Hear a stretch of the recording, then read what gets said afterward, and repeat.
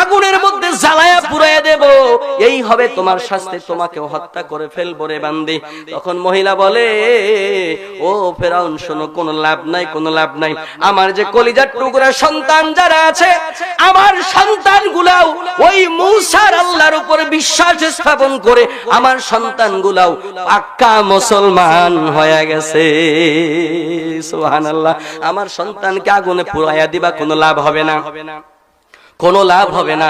তখন ফেরাউন আগুন জ্বালাইলো এক জায়গায়। আরেক বর্ণনা এসেছে যে আগুন জ্বালায়া কড়াইয়ের ভিতরে তেল গরম করতে শুরু করলো। আরেকটা বর্ণনা এসেছে ফাঁসির কাষ্ঠ তৈরি করলো, এদেরকে ফাঁসির কাষ্ঠে ঝুলানো হবে, অথবা তেলের মধ্যে দিয়ে তাদেরকে পুড়ে ছারখার করে দেওয়া হবে, হত্যা করা হবে। তখন এই ফেরাউন বলতেছে, এই মহিলা শোনো, তোমার কি জীবনের শেষ কোনো আশা আছে নাকি? তখন আল্লাহর বান্দি বলে, হ্যাঁ, বলে একটা আশা আমার আছে। বলে কি আশা? আমার সন্তানকে যখন মারবা, আমাকেও যখন মারবা, আমার সন্তানের হাড্ডি গুলা যাই কবরের ভিতরে তুমি দাফন করে দিবা, আমি মায়ের হাড্ডি গুলাও সেই একই কবরের পাশাপাশি আমাকেও দাফন করে দিবা, যাতে আমি মরার পরেও আমার সন্তানগুলার পাশেই আমি থেকে যেতে পারি।